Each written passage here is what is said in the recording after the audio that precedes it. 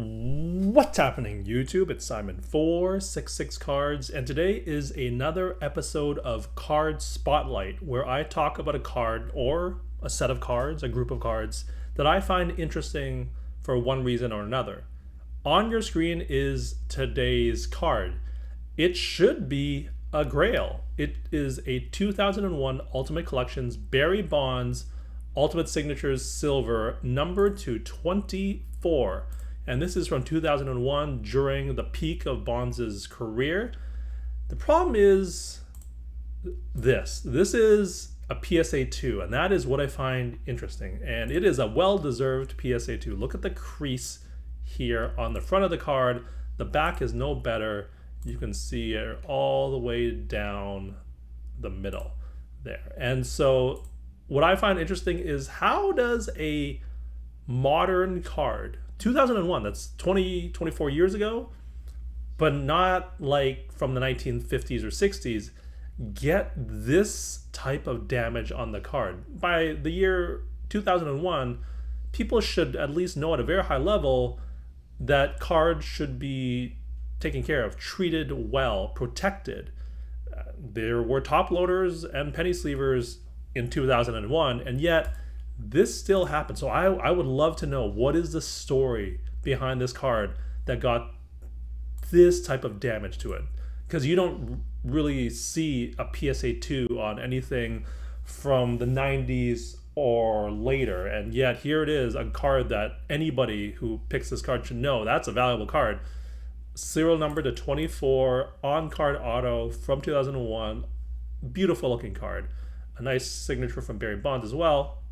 And yet this kills the card, and it severely impacts the selling price. You will see that this card sold on August 19th, 2025 for $510 with DC Sports. And if we go to Market Movers and look for other cards from this exact set, this exact parallel out of 24, you will see the $510 card comp here. And just a few days earlier, on August the 17th, a PSA 9 sold for $1,750. What's interesting is that a PSA 10 version sold for $3,500. And if we scroll back a little bit, this PSA 2 a month earlier had sold for $305 at Heritage Auction. So someone did a nice quick flip here, bought it at Heritage for $300, sold it on eBay for $510. You know, not bad after fees and stuff. It's probably $140 profit just by moving stuff around. That's pretty good. What's even more interesting is if we go back a little bit further. This is out of 24. This one is actually out of 150, so that shouldn't count in the comparison. Let's update our search real quick to exclude 150 from the title.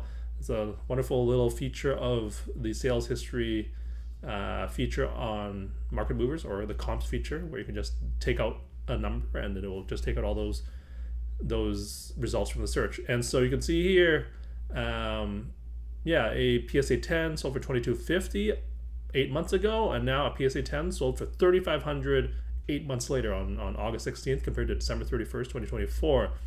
And that just shows you how much the market has increased in the last 8 months. This thing went up, what is that, roughly, like 50% basically, from $2,250 to $3,500 over the course of 8 months. I wouldn't be surprised if this is the exact same card. Let's take a look. This is a serial number that ends in 2178. I'm doing this live, as you can see. I don't know. Yeah, this is the same card, 2178. So a nice flip for someone else there, buying the card for $2,250 and selling it for $3,500 8 months later. So that is let's say it's $200 worth of fees here, so that's $3,300 net. So we made roughly $1,000 by buying a card and then selling it 8 months later. It's pretty good. Just shows you how hot the market has been in the last year.